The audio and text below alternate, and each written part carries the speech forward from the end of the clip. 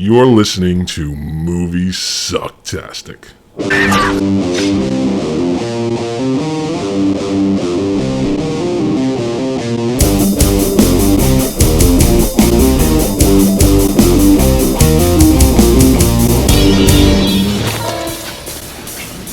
Barbecue, man. How do you like your ribs?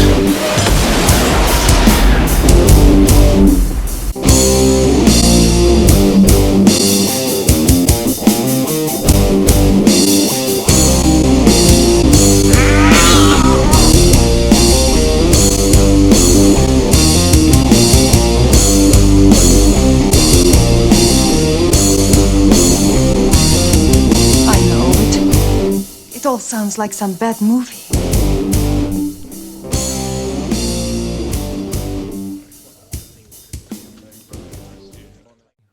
But yeah, 51st episode, Very Yes. cool. Yeah, oh yeah. and we were commemorating it with Action Jackson, That's right. Action Jackson. Mr. Carl Starkweather. I love the tagline for that movie too.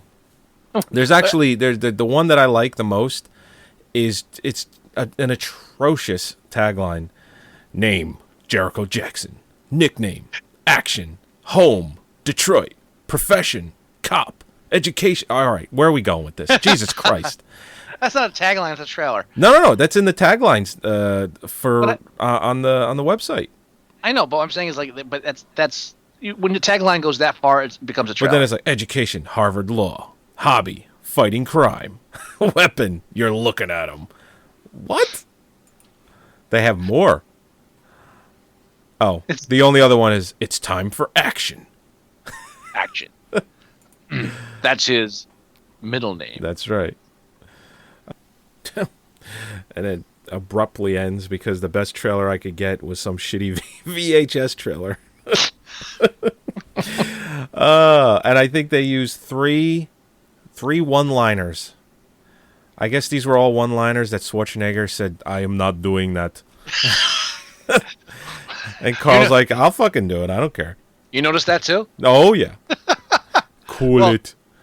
Well, the basic setup. Okay, give the basic plot setup for here. All right. The basic setup is Carl Weathers, Action Jackson. Jericho. Jericho Action Jackson. He's been stripped of his lieutenant title because of Craig T. Nelson's character, Peter Delaphane. He put his son away for being, I guess, a child molester or a deviant pervert, something like that. Kid toucher. And it's been 2 years. So He lost his rank. He lost his wife. He lost his house. that was set up in the 5-minute backstory in the lieutenant's office, or That's not right. the lieutenant, the the captain. captain. Thank you, the captain's Captain office. Armbuster, or his name was either Armbuster or Busterer or something like that. It's just a take on Armbuster. It's just ridiculous. So he's asked to go represent the Detroit Police Department at Peter Brewster, Delaphane's. sir. Brewster. Arm Brewster. Okay. He's asked to represent the Detroit Police Department at one of Delaphane's functions. So there he meets Sharon Stone, and her character's introduced.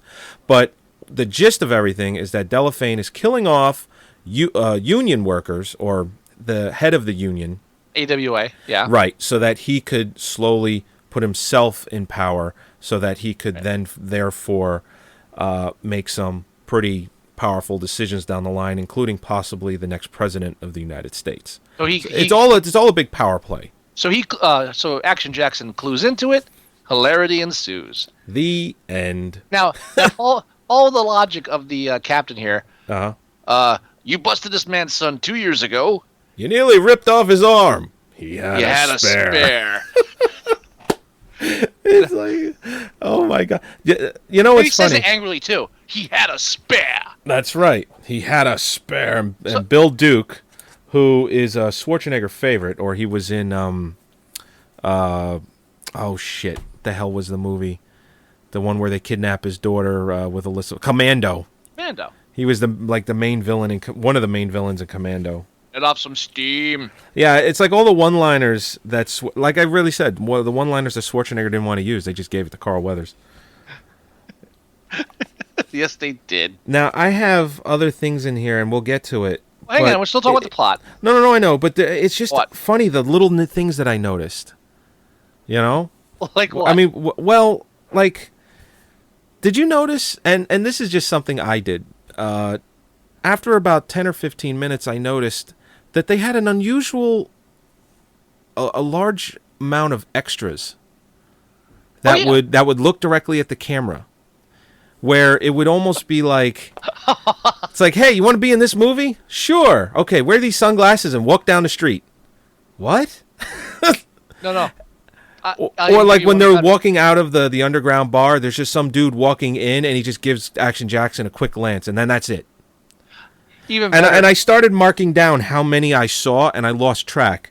I have 9 cameo appearances that were deliberate just to get someone on the screen to say, hey, I was in Action Jackson.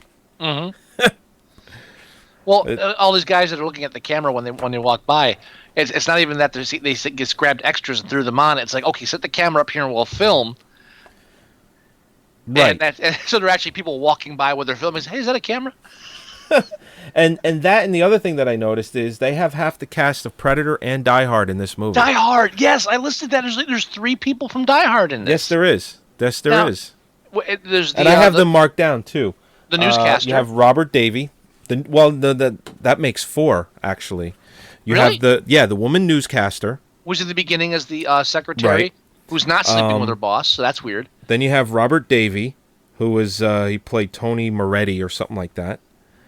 Then you have the valet kid that drove the limo in Die Hard. Yeah, he was. That's the one I missed. He was in this too. The valet. Right. And Chester, right? Yes. Yeah, Chester. Get some mama bears up in here. Yeah. And this is one that you don't know that I noticed immediately. The guy in Die Hard that gets put behind the desk that he's watching, I think it's a football game or a basketball game. Yeah, him. Yeah, that's 4. That's 4 people from Die Hard. Now, Robert Davies, which one is he? He plays the FBI guy. Oh, that's right. You're missing one. There's 5. There's 5? Mustache Asian guy that eats the candy bar behind the counter. He was in Die Hard? Yes, he's the mustache Asian guy. He's in he's in like every action film in the 80s. No, I know that. He's the one that eats the candy bar while they're waiting for the SWAT team. And Bill and Ted. Remember that? They're waiting for the SWAT team to come, and the one guy's behind the concession stand, and he eats the candy bar. Yes, that's the mustache Asian guy. 5 people from Die Hard in this fucking thing. We both missed them. That's how many there were. And Die Hard was released later in the year. This was released February of 1988, and then Die Hard was released sometime around Christmas, I think, November or December. Do you think they shot this one like literally like with the B camera crew? Maybe. But all right, we're filming the night scenes for Die Hard. Then let's just take the camera and shoot 5 scenes for Action Jackson and come back before they notice it's missing. You never know. Oh my God. Yeah, so there's a ton of people from Die Hard in this fucking thing. I totally forgot Robert Davies was the FBI guy. Yeah. Because all I could think of is just like Nam. I was like, I think I was 10. I was in high school, asshole. I was in high school, asshole. No, middle school. Middle school. I was a middle school asshole. My problem is every time I see Robert Davies, all I think of is the Fratellis. Oh God, yeah. How many commando guys? A Predator? Predator, I mean. Oh, Predator, yeah. Okay, Predator. Well, the director was a stuntman for Predator. And the captain was in it. Right. Right. He was the guy shaving himself where he cuts himself. He's one that goes crazy. Then you got Carl. Who? Carl. Oh, yeah, right. Carl Weathers. Who? Action Jackson, sir. And then you have not near the end, but I'd say within a half an hour left, the junkie that was shooting up Vanity. Who was he? He was the guy that stripped naked and just had the knife screaming into the woods, and then the Predator Indian? kills him. Yeah, the Indian guy. I didn't even recognize him. Yeah, he was the one that says, "Oh, you're Action Jackson. This is gonna be easier than I thought." That guy. He was also in Predator. Wow, good eye, sir. I did not mark him as the Indian from Predator. Wow. Yep. Thank you very much. He also did a porno in the 70s. Really? Yeah. Been trying to see it ever since I heard he did one, but I can't find it anywhere. I would keep that between you and He me, admitted sir. to it and everything. No, we're recording this, sir. No, I know. I think he went on record to say, "Yeah, it was something I did. What are you gonna do?" I think Herman Cain said the same thing. Yeah. Nah. Touch it or you're fired. I saw a little bit of those the debates where Perry was just had a brain fart. We can't even do it. No, I know. Right, But I just wanted you to know that I thought that was funny. Go. What you thought of me? I like that. Yeah. The captain. I have to go back to the captain's logic. Okay. Action Jackson, because of Mr. What's his name? Delahue? Delaphane. Peter Delaphane. Delaphane. What a I know. Action Jackson, because of arresting Delaphane's son. Right. You hate him now. You lost your wife. You lost your house. You lost your rank, and you have never recovered. It's been 2 years later, and you still hold a grudge. I'm sending you to meet with him personally, just so you can prove to me that you can handle it. Oh, You know what's funny too? Just to get off the subject of like other people that I noticed in this film that I saw in other movies. You remember when Carl Weathers, when Action Jackson's at the party and he's talking to the one old dude where he tells him that he thinks he's a greedy. He thinks Delahane is a greedy. Right, and he goes, "Yeah, that about sums it up." He's like Mr. Fancy Dude. Yeah. Remember that guy? Yeah. That's the grandfather from Weird Science. And the other he guy doesn't take any baloney. I don't take any baloney. That guy. I remember him, but the other guy with Dino. Bite him, Dino. He was also in Weird Science. He was in the bar scene. The bar scene. What? The girl nuts. with the big titties? I can't believe you took that. In the family jewels. In the family jewels. That was what I was trying to think of. Tell the man. He's the best part of Action Jackson. When he's watching the Flintstones, he's like, "Bite him, Dino. Bite him, Dino. Bite him. Bite him." Yabba dabba doo. It's like there's a guy that gets into his cartoons, man. He's there. Yeah. He's enjoying that cartoon much more than I'm enjoying Action Jackson. Oh my God. Love the whole setup when they're. Oh, also Biff from Thomas F. Wilson from Back to the Future is in it. Yeah. I'm just saying when are you gonna call this guy Butthead? That's what I'm thinking the whole time. Please call this guy Butthead. Please. Would you make it like a leaf and get out of here? Oh. Now, can we talk about this 80s hairband turned Soldiers of Fortune? Yeah, dude, the one blonde guy with the fucking hair metal hair. Holy Jesus! Is he anybody, or they just No, I don't think he is anybody. I've never seen him before. Never seen. I mean, I could look him up real quick, but I've never seen that guy before. The opening scenes are like, okay, he's being attacked by ninjas. What the hell is this? And you know what's funny too? Even if I'm looking him up, his headshot ain't gonna look like it did from 1988. So it's gonna be even harder to find this fucking guy. These ninjas are attacking them, and they're not even covering like their faces. And then when they show them in the hallway with the smoke, it's Right. literally like a boy band poster or a hair band poster. Oh yeah. Yeah. This guy's being attacked by like Motley Crue. What the fuck? Motley Crue. Oh my God, what would his name even be? Just Thug One? Well, he was the Invisible Men. Invisible Men. Well, they're not gonna have them in there. Yeah, they were called. No. I mean, they'll have them in here, but they're not going to be. Their casting name is not going to be Invisible Men. Yes, it will be. That's what they were, Invisible Men. I don't think so. And talk about. Oh, did you also see James Liu was in it too? Who? James Liu, the martial arts guy. They had to show Craig D. Nelson how much of a badass ass. he was. Yeah, he had to kick some martial arts expert's ass. That's the dude from Exterminators. Oh, that's right. He's the ninja in Exterminators. Yeah. the ninja that just comes out of nowhere. This is like people from every bad movie of the 80s got together and said, let's just do one more. Yeah, that's right. Oh, the guy at the party, the guy that doesn't take baloney.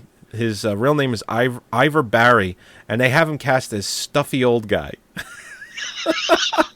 Well, that makes sense to me, sir. He doesn't take any baloney. Yep, he was in Weird Science, To Be or Not to Be. The Absent-Minded Waiter. Oh God. No, I can't find them anywhere. They don't have. They must have had like. They must have had like names. Like there's a guy in here named Gamble and Thaw and Shaker. So they must have had like those kind of names. Because there's Dennis Hayden. Oh, who I thought was Tom Waits for half a second. Yeah. Oh, Dennis Hayden's the one from Die Hard. He was in Die Hard. Yeah. Yeah. Actually, not. I thought he was like a Huey Lewis ripoff. He does look like a Huey Lewis. If they made a movie about Huey Lewis's life, they'd have to get that guy, but only in 1988. If Huey Lewis had become an action star, right? Yeah, that's what he would have looked like. There's another guy named David Glenn Isley. I mean, I don't know if it's him, but there's no headshot. But he's done stuff. The first thing he ever did was Action Jackson, and he's done all the way to voiceover stuff for SpongeBob SquarePants. Well, I mean that's a step up. Now we're talking about all these peripheral characters, and we're avoiding Carl Weathers, who this was his big break. This was like, okay, here's your lead action film. That's right. It really was his really big break. Now, how sad is that? Just looking at Carl Weathers' career, just looking at I mean, he's been active, but just going by Action Jackson alone. He never really did anything else where he was a major, he was always supporting. Happy Gilmore. But he was always supporting. Always supporting. He's never been a leading man again. No, that was pretty much the beginning and the end of it. Yeah. That's sad. God. And then Craig T. Nelson. I think this is the closest I've ever seen Craig T. Nelson as a sexual being, and I'm not sure if that's something we should have should explore. Yes, I don't think that's healthy. I really don't. Now, Craig T. What? How come they don't have Carl Weathers as being in Arrested Development? I don't know. They don't have him listed as in there for that. It's kind of odd. I know he played Carl Weathers in Arrested Development. He played himself, but he kind of didn't, because in Arrested Development he played a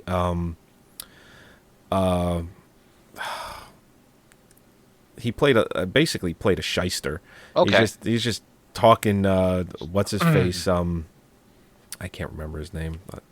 Anyway, he talks him out of all of his money. Right. He's like on the bus. He goes, "I only have $1,600 to get to Hollywood." Well, that's exactly how much I charge for acting lessons. Anyway. So it's a weird mix. Now, obviously, this is the last gasp of. Well, there are no sex scenes with Craig T. Nelson. He's just around beautiful women. It comes closest to it. Well, with Vanity, when he shoots her up, she gets topless. But I love the one line: "Show me 2 good reasons why I said that. Here's my tits." Yeah, I didn't see that coming. No, I didn't either. Now, this is obviously the last gasp of Hollywood to recreate the blaxploitation cinema. I think so. Oh, it's obvious. And Craig T. Nelson is the ultimate white guy against the ultimate black guy, Carl Weathers. And it's a nice... And the fact that his name is Delaplane, it almost sounds like cellophane to me. It's Delaplane, yeah. It's Delaplane, but it sounds like cellophane. Like, he's so white, he's clear. And then, only you would put those two together. Well, here's one for you. Did you notice that when you first meet Action Jackson, he's whiting out documents? You freeze frame that when that kid spills the coffee on his desk. Right. You freeze frame that. Action Jackson has a bottle of whiteout in his hand. And the kid spills black coffee on his whiteout. Oh, God. Do you think that they were smart enough? I don't know. I think that was just a happy accident. But how that just sets up everything for this film. Because it's the ultimate blaxploitation. The only white people that really appear in this film are the rich old guys, the evil rich man that kills his own wife. Well, even Craig T. Nelson near the end when they have Action Jackson. I'm not done, sir. Oh, go ahead. I'm not done, sir. So go for it. You got the rich old guys, the evil white guy that kills his wife, the invisible men, again, white as ghosts, and the although one of the invisible men's a black guy. One, the rookie cop the rookie white cop who can't even tell a joke Right. and who's an idiot, and Butthead. and the junkie. Every time someone gives drugs to the black woman, it's a white guy. Yeah. All right, and also look at the fact that the purse snatching black youth is redeemable, but the white power structure guys are not redeemable. They're a pure evil. I'm not saying any of this is wrong. I'm just saying this is the last gasp of the whole pure black exploitation cinema unfolding before us. White out, sir. White out. I'm telling you, that was on purpose. Well, where I was going to go with the Craig D. Nelson thing was that near the end of the film, when they have Carl Weathers or Action Jackson, he's given the whole synopsis of how they're going to frame him, and he says, all of my guests think you all look the same anyway. Yeah. It's like, wow, one of your henchmen's black. He's right there. He's just saying. Well, and also let's not forget the fact that Carl Weathers is shirtless. Yep. And I'm surprised they didn't try to do that more often. And in chains. There's no subtlety in this scene. No, I know. You're in chains, you're shirtless, and you all look alike. Did I mention your name's Kunta Kinte?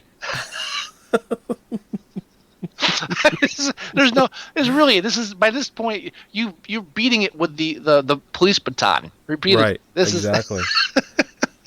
What did he say? We're gonna have ourselves a little barbecue. Well, that's one of the lines. Yeah. Well, when he escapes, he's like, "How do you like your ribs?" How do you like your ribs? If I wrote down every one-liner, that's all I'd have. All right, no, I wouldn't have any other notes. Which ones did I write down? Hang on, I wrote down some. I got a bunch. Hold on. I gotta catch it. I have to catch a cab. I gotta catch a cab. They used like 3 of them in the trailer, and it was only like a 50-second trailer. What do I have here? He jumped the cab.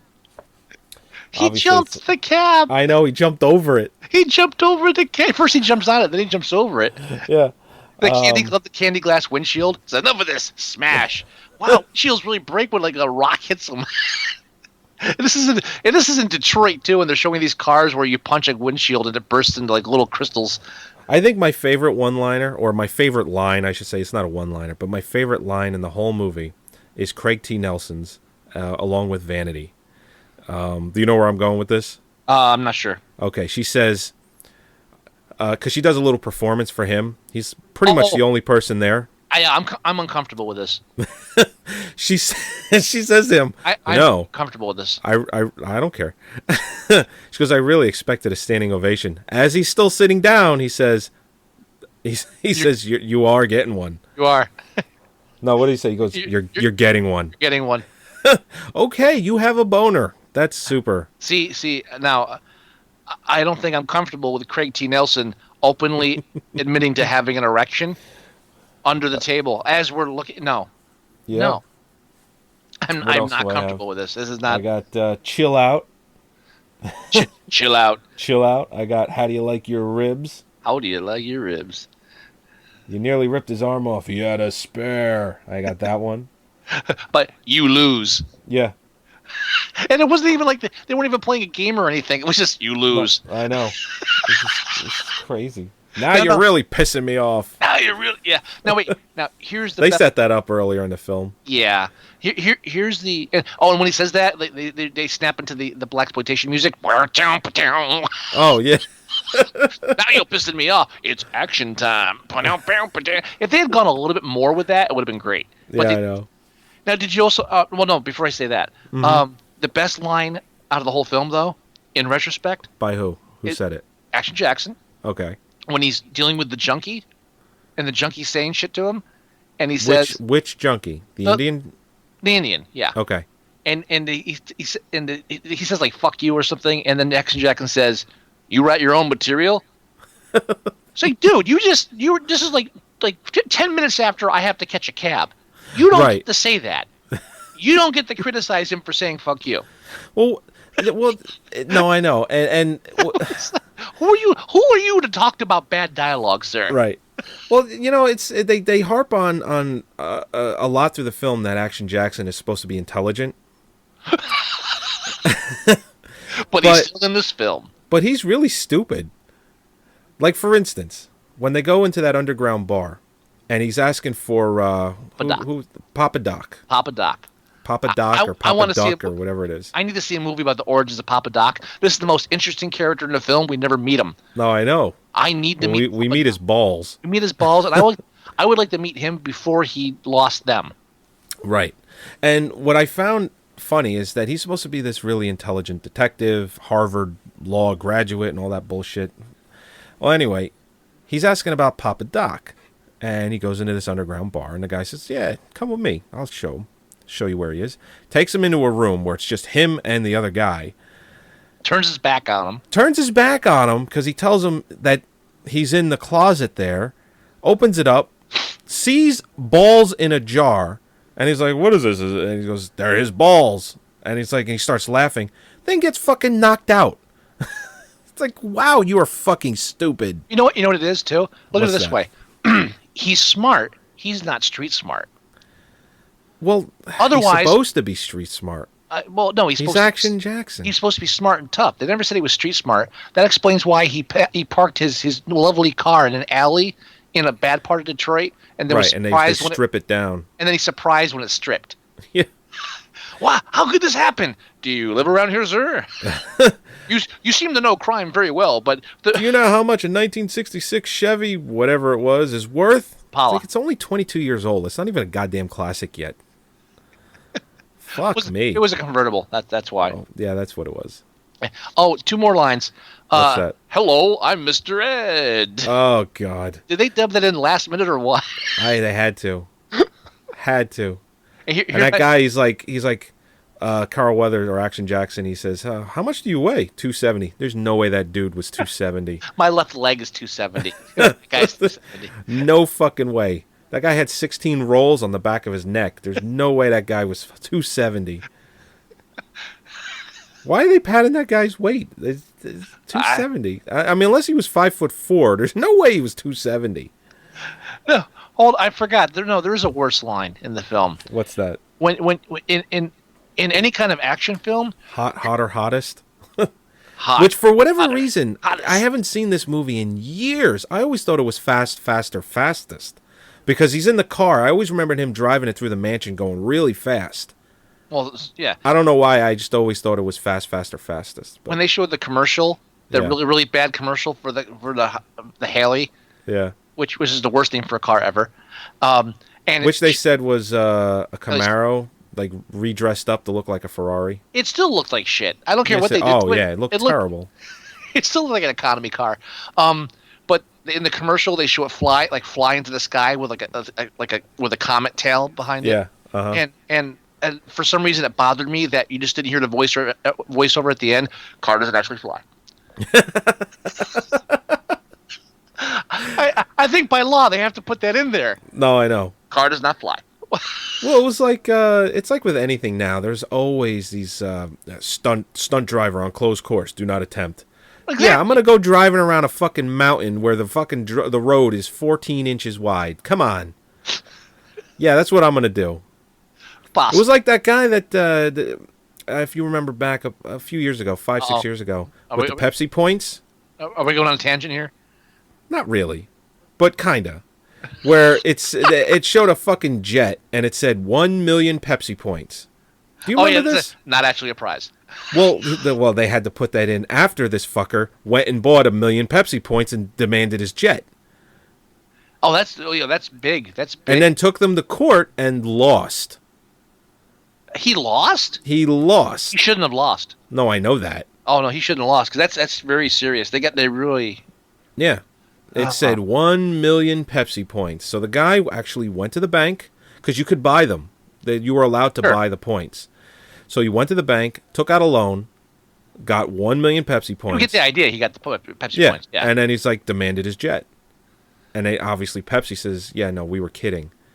And then later on, I'm surprised they won that because in the past they've had problems like that. They had the game where you would do the Pepsi. They would have letters on the caps. This is back when they had bottles of Pepsi. Right. With the metal caps, and if you could spell your whole name out, you won prizes. And so what they would do, you only had like 3 vowels in every 100 cases or something, and they totally discounted the idea that Chinese people have names with no vowels in them. That's right. So you had like the last names NG, that kind of stuff. So Right. all these Chinese families were cashing these in for boatloads, and they tried like to renege on it, and like, no, you can't. You can't. You set the rules. So they're really strict with that. I'm surprised he lost. No, he did lose. Anyway, Did lose. Anyway, if you're the star of an action film, one line that should not have to come out of your mouth at any point in the film: Is "I'm not queer." you're either, man, I didn't see any action from you last night. You're either queer or you cop. Well, I ain't queer. No, Shaft never would have As said. he's flexing his guns while he's tying his shoe. Yeah, you bring tickets to the gun show, bam, bam. Ladies and children free. Wait, now when the night before that, when after Vanity's been like trying to nail him repeatedly, Right. and she just Now, you know what? That's another thing. well, hang on. If Vanity says you want to fuck, you say yes. Well, what I was gonna say was when she says one last chance, want to fuck, Right. Shaft would have said yes. Of course he would have. Shaft would have plowed her all night and then kicked her out the next day. Although it was And- 1988, and then there she- was the whole fear of AIDS. No, and then he would have said, "Close the door yourself, shitty." Shitty. It's from Shaft. I Close never it. saw Shaft all the way through. Close it yourself, shitty. When they even steal, like when the Indian goes through the window, that's right out of Shaft. Oh yeah. Shaft threw. That was like one of the first half hour of the film. Shaft just throws a guy out a window. I was like, where? Man, I don't mess around. I do not mess around. But yeah, no, it's yeah, Vanity asks you if you want to have sex. You say yes. That's what you do. Well, Shaft would say yes. Of course he would have. Now, Craig T. Nelson is a rich guy. Yes, He's he got is. Sharon Stone for a wife. Mm-hmm. And also, here's the whole dynamic too. The white wife, she wants Action Jackson.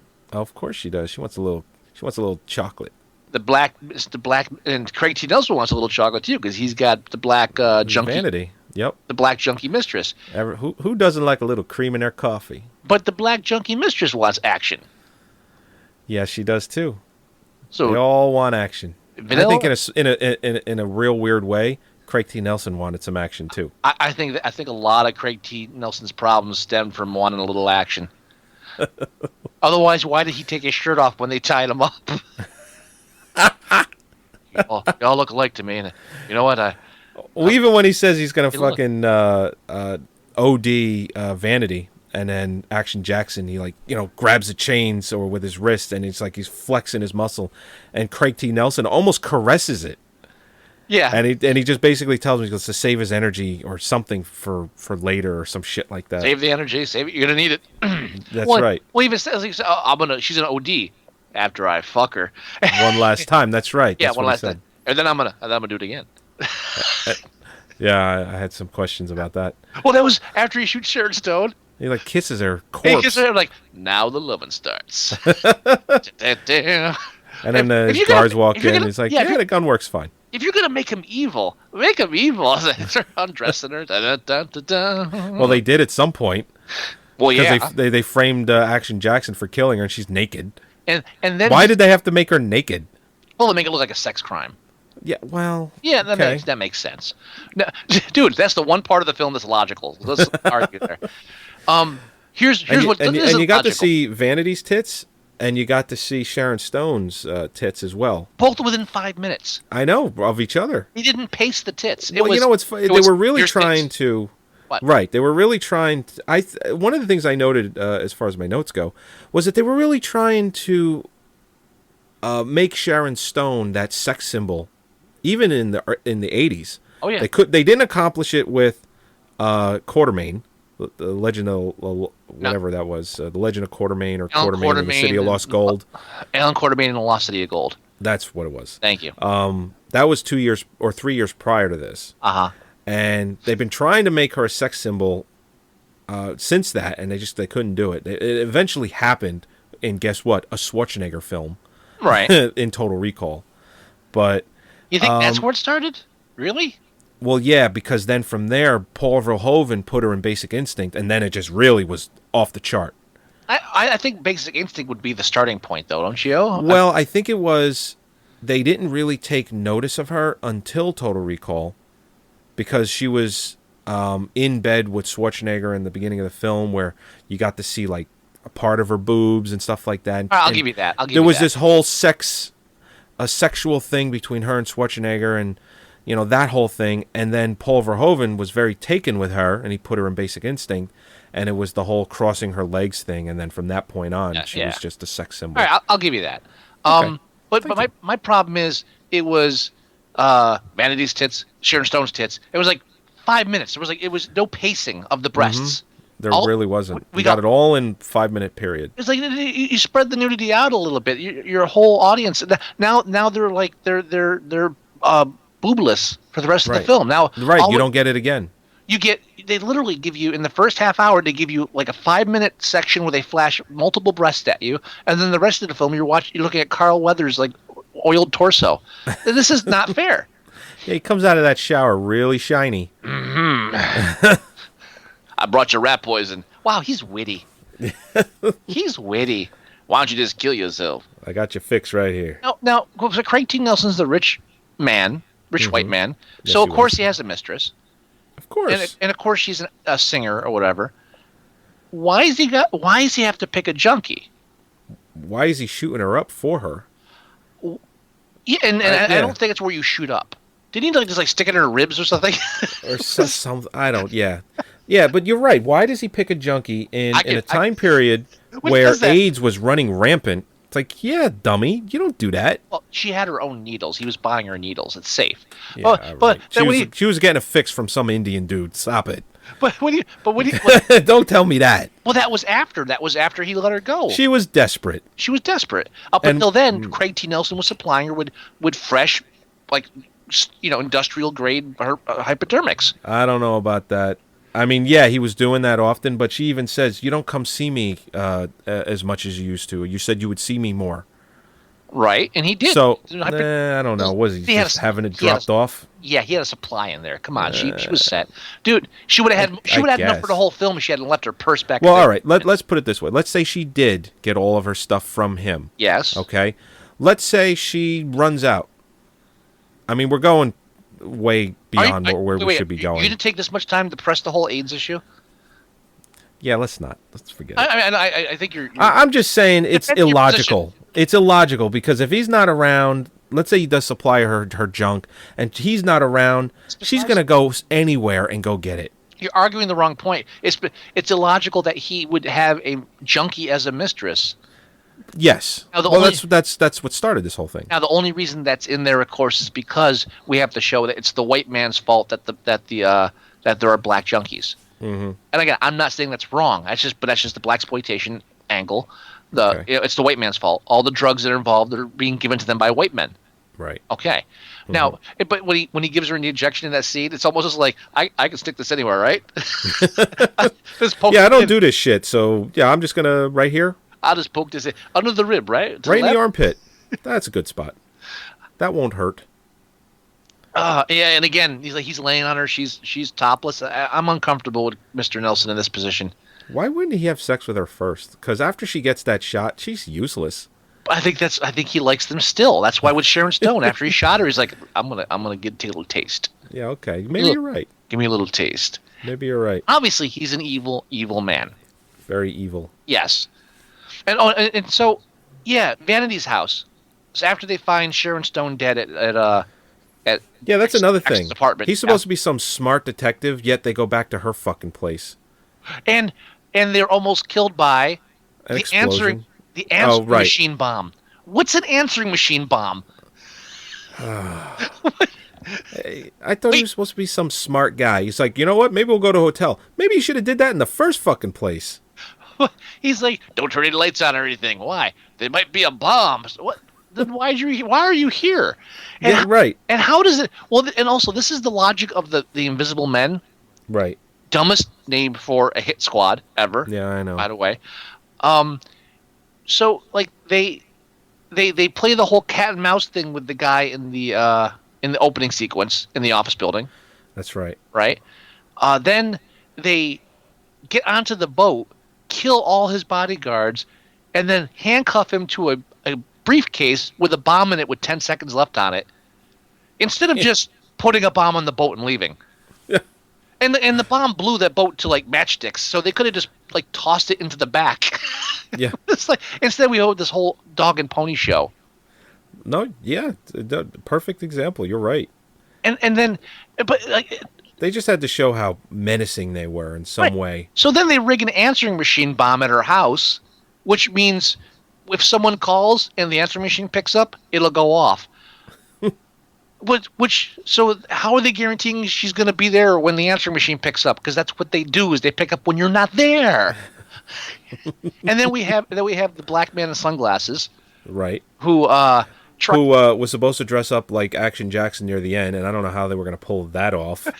That's why they don't even show him. He's got a 12-pack, and this guy's not anywhere near that. But so he does the old, I'm going to hit her with a taxi cab because no one will be able to trace that. Right. And then the FedEx guy, Yeah. delivery for Mr. Dead. Yeah. What? Oh, and they said that was a suicide. Yeah, 'cause What? It's most COD. COD, cause of death. Ha ha ha. Ha ha ha. So, He but shoots him square in the chest. yeah, he committed suicide by pointing the barrel right into his chest. Yep. I Because Even that's a good way to go. even Detroit cops aren't that bad. But literally, his big plan for killing this guy in his apartment is a telegram. Yeah, and Robert Davey comes to the door. He hasn't slept in days, and he's just like, cautious at every turn and paranoid. And he answers the door for a package. No. Were you even expecting a package? No, you're missing. He didn't answer the door. He's sitting there, and the door swings open. There's the FedEx guy. Oh, is that what happened? Yeah, the door's just slowly swung open. He looks around, and there's the FedEx guy there. Package for Davies, or whoever his name is. Moretti. Baggage from Moretti. It's like, Oh, I'll sign for that. wow. I was totally expecting this. Who was sending me a package? This is How nice. I really wasn't expecting one, but this is a nice gesture, whoever this person is. the big black bodyguard that dives down and saves Action Jackson when he's hello, I'm Mr. Ed. That's the most logical scene in the whole film. I totally buy it. He jumps out of nowhere, doesn't break both knees when he falls down, and then immediately just sprays the guy with the what's that? You call for a paint job? And then melts the chains off of Action Jackson's hand with that low flame. Now there's no trivia. There's no trivia for this film, but I wouldn't be surprised if they offered this to Schwarzenegger and he said, "No way." I have another theory that I think makes much more sense. This has too many one-liners. No.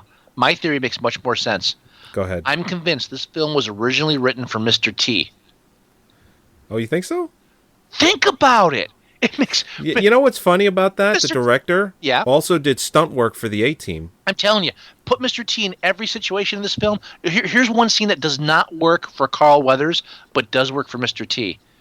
I mean, look at the fact they're saying, we take all the kids, we take all the young ne'er-do-wells to this captain. He helps them. That's what Mr. T did. It was always like, I'm going to help the children.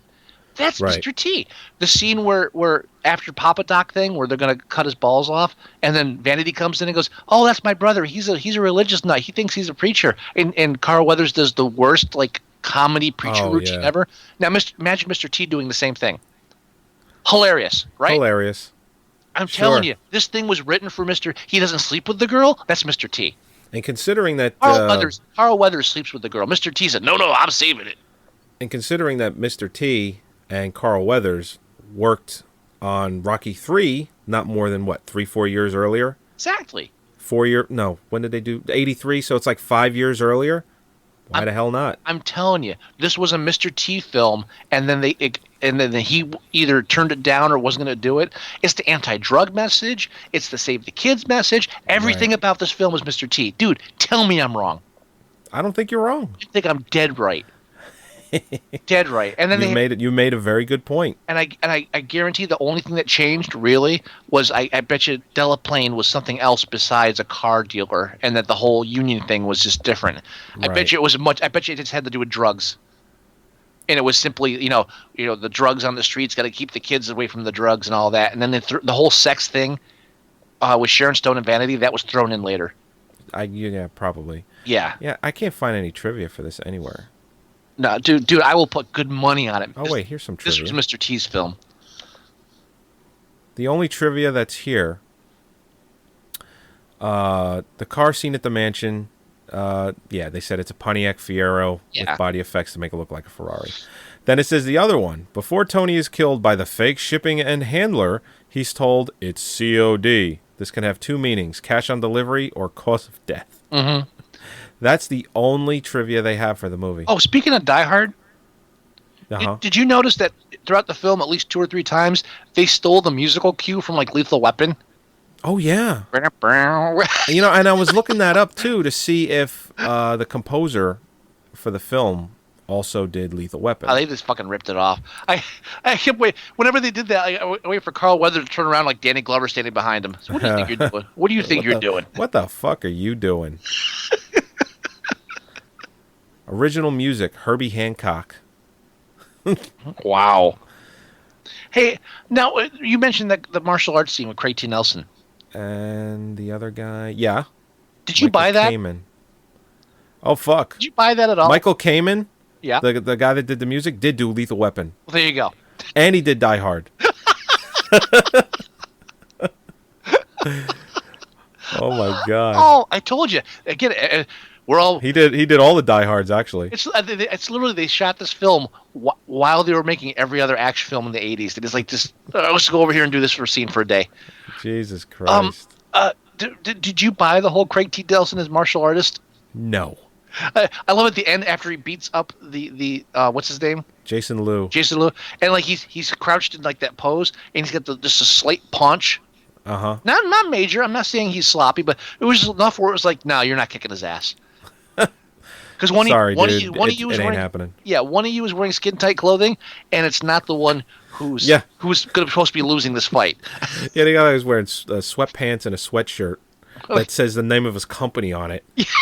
Like a polo. No one has ever won a martial arts fight wearing a polo shirt. That's Right. just a fact. Yeah, no.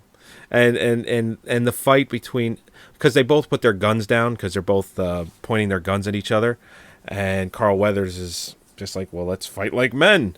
And Craig T. Nelson's like, yeah, I'm a fucking triple black belt. Why not?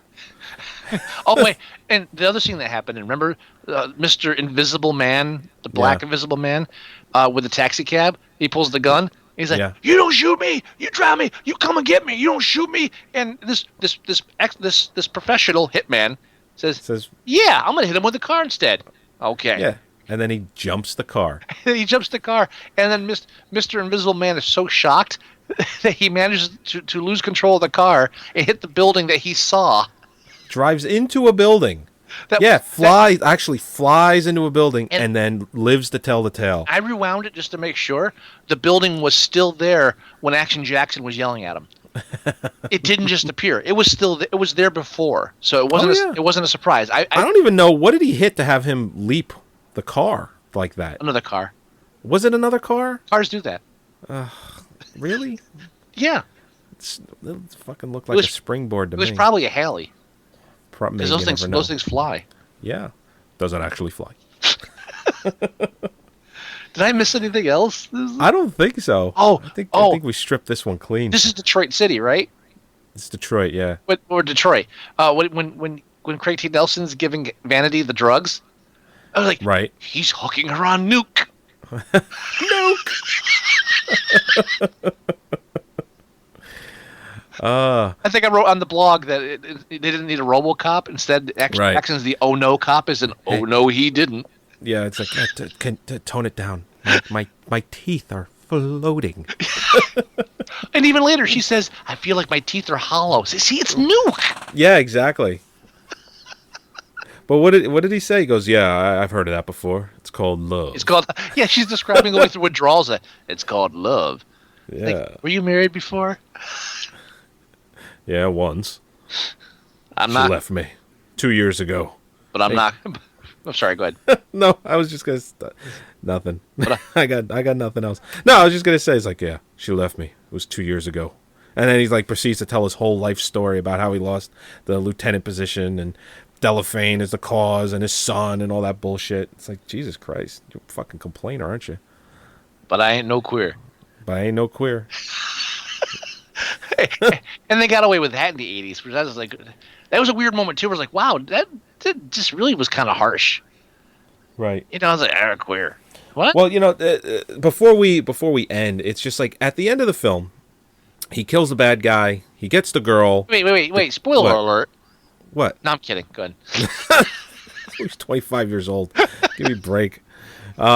Kills the bad guy, gets the girl. Captain comes in, sees the mess, and says, well, I expect a full report on my desk in the morning. Carl Weathers, in the morning? And he's like, yeah, Lieutenant. And he's like, well, damn. But he hasn't been a lieutenant for 2 years. You're trying to tell me that the Detroit, or at least that department, has not had a lieutenant for 2 years? That he can just be reinstated in 10 seconds? Well, I think they're allowed more than one. I don't think so. Yeah, no, I think you're allowed more than one lieutenant. I thought it was one lieutenant, one captain, and then sergeants. You can have a few detectives. You have a whole bunch. All I know is he got his badge back faster than Riggs and Murphy got their back. That's right. He didn't have to He didn't have to to solve international drug dealers or anything. All he did was kill a car manufacturer. Well, first of all, I don't think you can be reinstated that quick without some sort of a vote.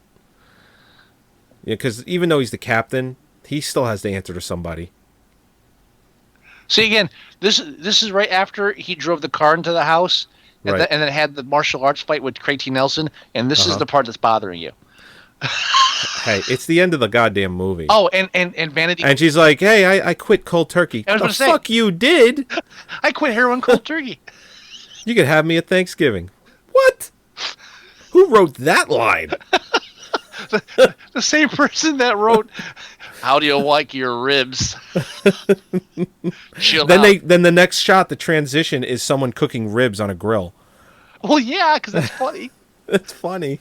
Not really. Speaking of ribs, I think we picked this one dry. Yeah, I think we did. it was so fun. No, it was fun. This was definitely a fun. And I one. told you before, this is the only film I ever walked out on in a theater when I saw this way back when. I think your friends were just misunderstood the film.